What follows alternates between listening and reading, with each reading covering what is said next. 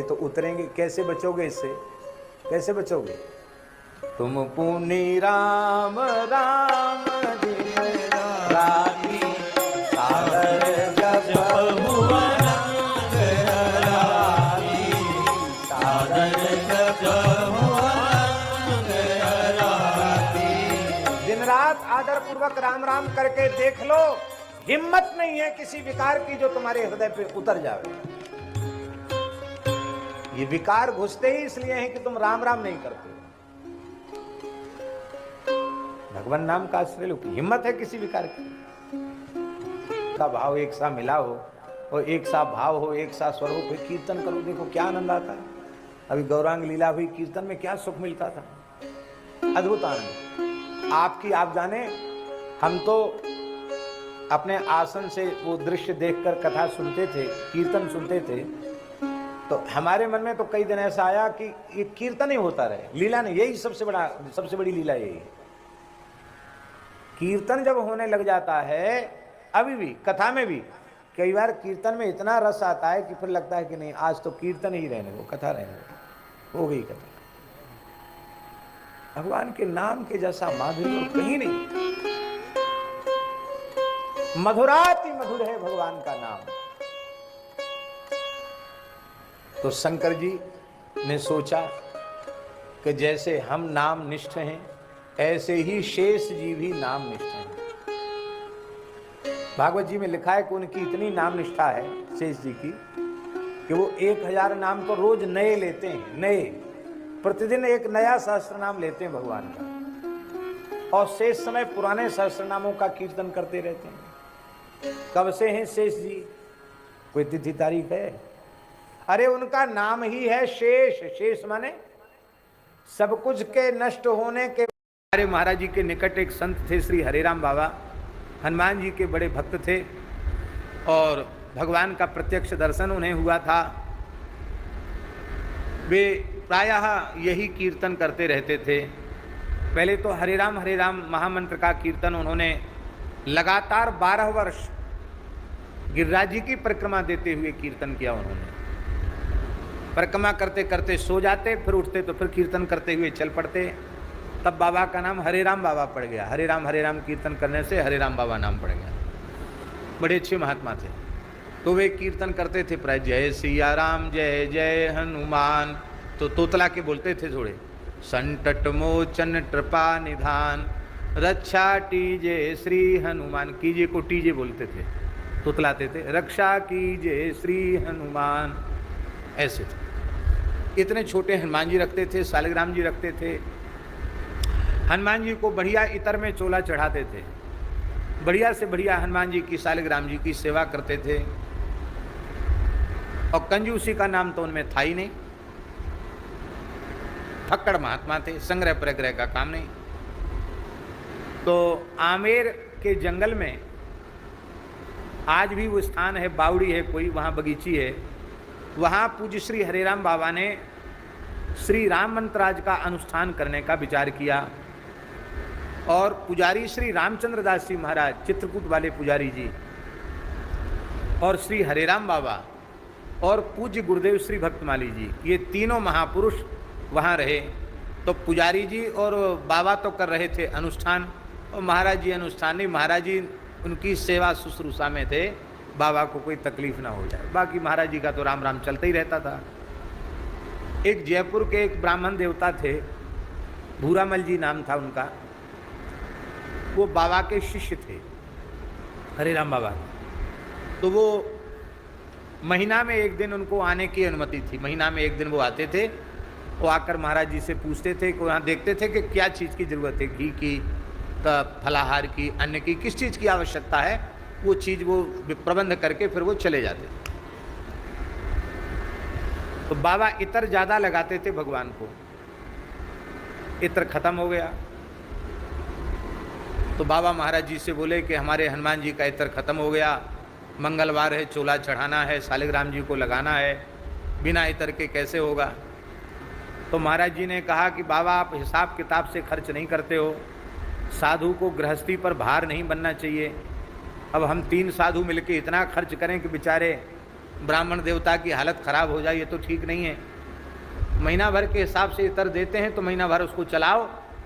अब आप महीना भर का इतर आपने 10 दिन में ख़त्म कर दिया, अब कहाँ से लावें इतर? यहाँ जंगल में हैं हम लोग, कहाँ से लावें इतर? और उस आज के जैसा कोई सुविधा भी नहीं थी कि तुरंत मोबाइल से हलो हलो कर देते, वो भी सुविधा नहीं थी। कैसे तो संदेश भेजें, कहाँ से इतर आवे? तो बाबा विलक्षण संत थे, वो महाराज जी से बिगड़ गए। भगत का पक्ष लेता है, हमारा पक्ष नहीं लेता है, ये है वो है, बच्चे जैसे रोने लग गए।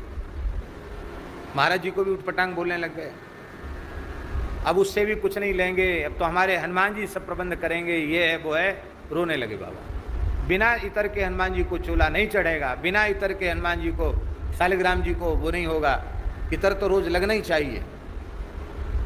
तो महाराज जी हाथ जोड़कर बोले, गुरु महाराज रोना गाना बंद करो, अपने भजन अनुष्ठान के लिए आए हो यहाँ हैं, जितना सामान्य व्यवस्था में गुजारा हो उतना करना चाहिए। थोड़ी कहा सुनी हुई। बाबा सब छोड़ के बैठ गए रोने। तब तक एक व्यक्ति आए, सत्य घटना सुना रहा हूँ ये।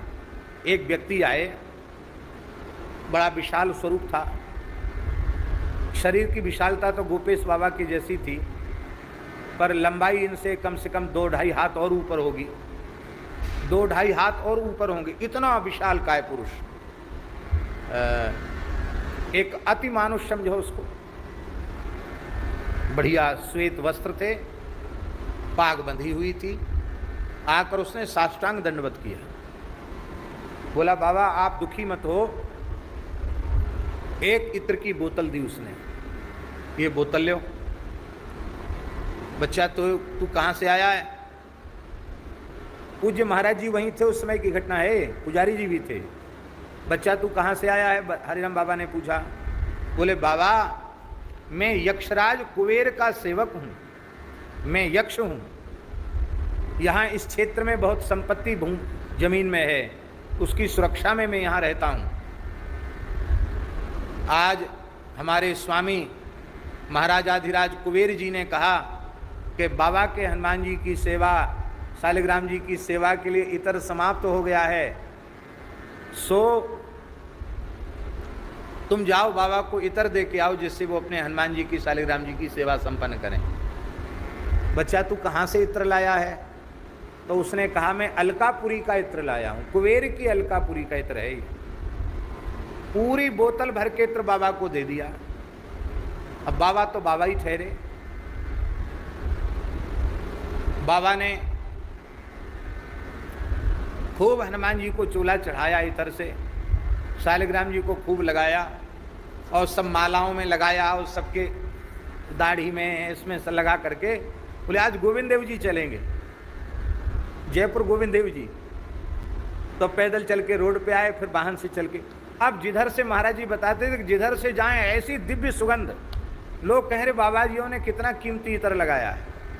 मंदिर में भी गमगमाहट, भूरामल वहाँ पहुँच गए, बोले बाबा ये इतर तो कहीं मिल ही नहीं सकता, ये कहाँ का इतर है? बोले बच्चा तू मत भेजे, कंजूसी कर ले, हमारा तो भगत चेत गया है, इतर की व्यवस्था हमारी हो गई है।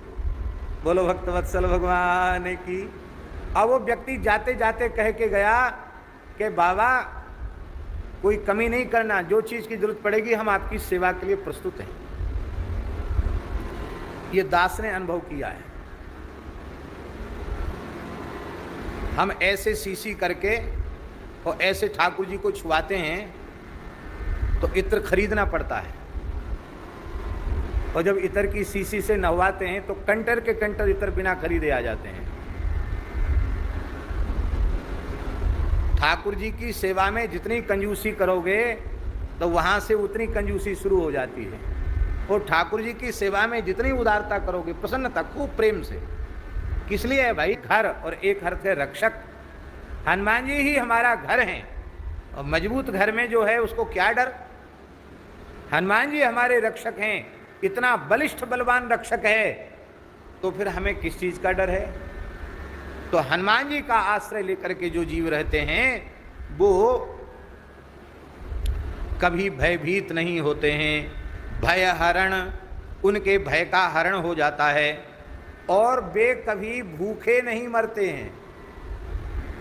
उनका भयहरण तो हो ही जाता है, वे कभी भूखे भी नहीं मरते हैं। क्यों भूखे नहीं मरते हैं? बोले इसलिए भूखे नहीं मरते हैं कि भुवन भरता हनुमान जी के सेवक हैं। ध्यान में आई बात। जो व्यक्ति पूरे भुवन का भरता हो और उसका निजी सेवक भूखा प्यासा रह जाए, ये कैसे संभव है? तो हनुमान जी भुवन भरता हैं, इसलिए हनुमान जी का सेवक कभी भूखा रहता, भूखा नंगा नहीं रहता है। क्यों? बोले अष्ट सिद्धि नव निधि के दाता, असवर दीन जान की माता,